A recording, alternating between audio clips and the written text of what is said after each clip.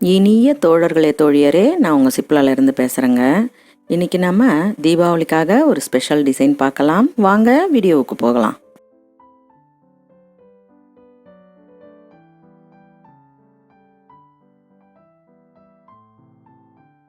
இந்த மாதிரி 2 பேட்சஸ் வெட்டி வச்சுருக்கேன்.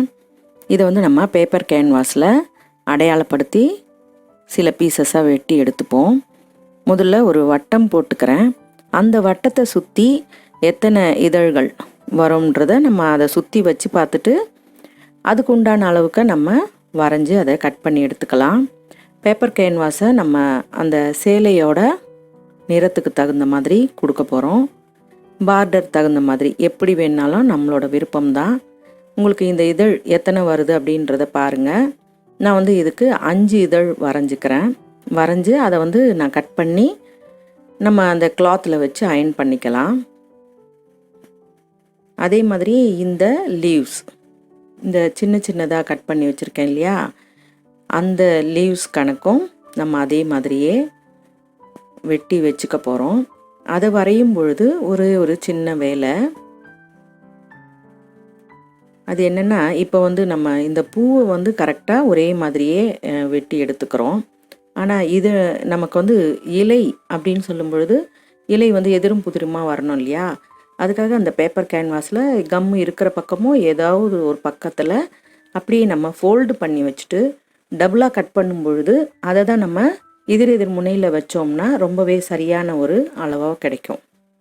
அப்போ தான் நமக்கு அந்த கிளாத்தில் பேப்பர் கேன்வாஸ் ஒட்டும் இல்லையா, அதுக்காக இந்த மாதிரி மடித்து வச்சு 2 பீசஸ் கட் பண்ணிக்கிறேன். மொத்தம் 4.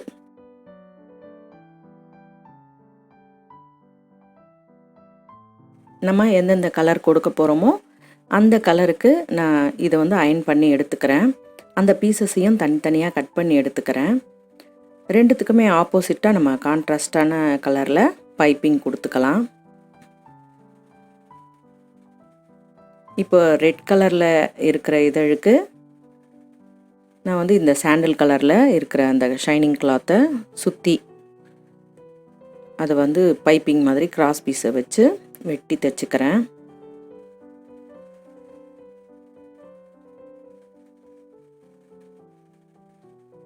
ரொம்ப சிம்பிளான டிசைன் தான்.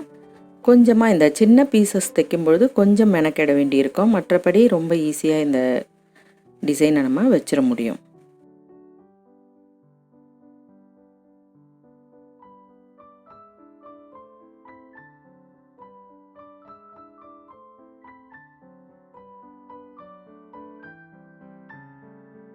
மேலே இந்த கார்னர்லேருந்து நான் ஸ்டார்ட் பண்ணி அதை சுற்றி தச்சுட்டு கொண்டு வரும்பொழுது கீழே நம்ம ஸ்டார்ட் பண்ணின அந்த பைப்பிங் கிளாத்தை அப்படியே நம்ம பிரித்து வச்சுட்டு அது மேலே வச்சு தைக்கணும்.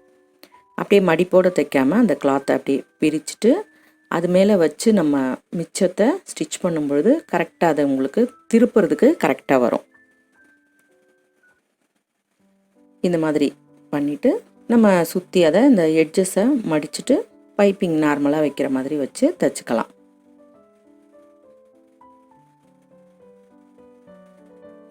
அதே மாதிரி நம்ம சாண்டல் கலரில் அந்த லீவ்ஸ் வெட்டியிருந்தோம் இல்லையா, அதுக்கு இந்த ரெட் கலரை நம்ம கொடுத்துக்கலாம். ரெட்டுன்னு சொல்ல முடியாது, ஒரு மாதிரி வெங்காய சருகு கலரில் இருக்குது.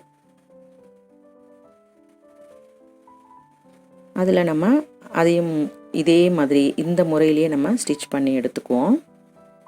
இப்போ நம்ம தைக்க வேண்டிய முதுகு போர்ஷனில் நம்ம என்ன டிசைன் வைக்கிறோம் இல்லையா, அதுக்காக நம்ம ஷோல்டர்லேருந்து ரைட் சைடில் இருந்து அந்த கீழே நெக்கோட கீழ் போர்ஷன்லேருந்து ஒரு சின்ன ஏரோ மாதிரி ஒரு வில் வளையிற மாதிரி ஒரு பொசிஷனில் வச்சு ஒரு லேஸை அதில் ஸ்டிச் பண்ணிக்கிறேன். அந்த லேஸ் அந்த கலருக்கு கொஞ்சம் தகுந்த கலராக அதுக்கு பொருத்தமாக இருக்கிற மாதிரி கலரில் எடுத்திருக்கேன்.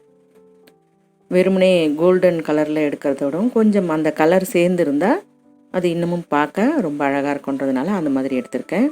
இப்போ நம்ம அந்த லேஸுக்கு டாப்பில் நம்ம அந்த பூ இருக்கிற மாதிரி ஒரு செட் பண்ணி அதை குண்டூசியில் நம்ம அதை குத்தி வச்சுக்கிட்டு அப்படியே அதோட லைன்லேயே நம்ம தைக்கும் பொழுது ரொம்ப ஈஸியாக தைக்க முடியுது.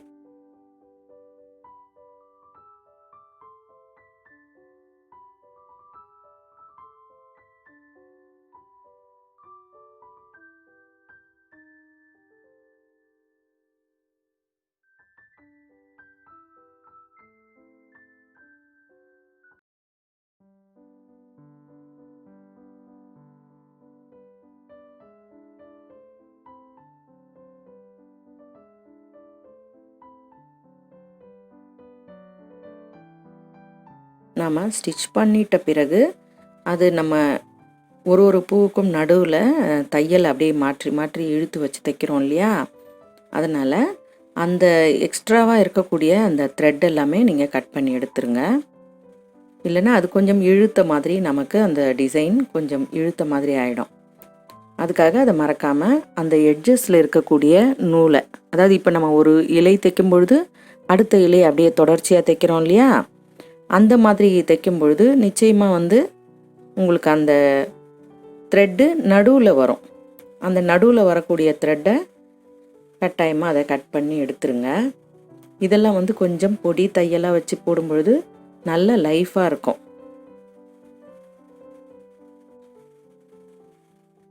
இப்போ நம்ம லைனிங் கிளாத்தோடு சேர்த்து அட்டாச் பண்ணிவிட்டு நெக்கோட போர்ஷனுக்கு நம்ம அந்த தண்டு மாதிரி வச்சோம் இல்லையா, அந்த கலர்லேயே அந்த லேஸை வச்சு கழுத்தை சுற்றியுமே அழகாக தைச்சிருவோம். இதுக்கு பிறகு நம்ம முதுகோட அந்த பட்டி தைச்சிட்டு அதுக்கப்புறம் டாட்ஸும் பிடிச்சிட்டோம்னா ப்ளவுஸ் ரெடி ஆகிடும். முதுகோட டிசைன் அழகாக ரெடி ஆகிருக்கு. உங்களுக்கு பிடிச்சிருக்கா? பிடிச்சிருந்தால் லைக் கொடுங்க, கமெண்ட் கொடுங்க, ஷேர் பண்ணி சப்ஸ்கிரைப் பண்ணுங்கள். பெல் ஐகான் அழுத்தினா நான் போடுற வீடியோஸ் உங்களுக்கு தொடர்ச்சியாக கிடைக்கும். மிக்க நன்றி. வணக்கம்.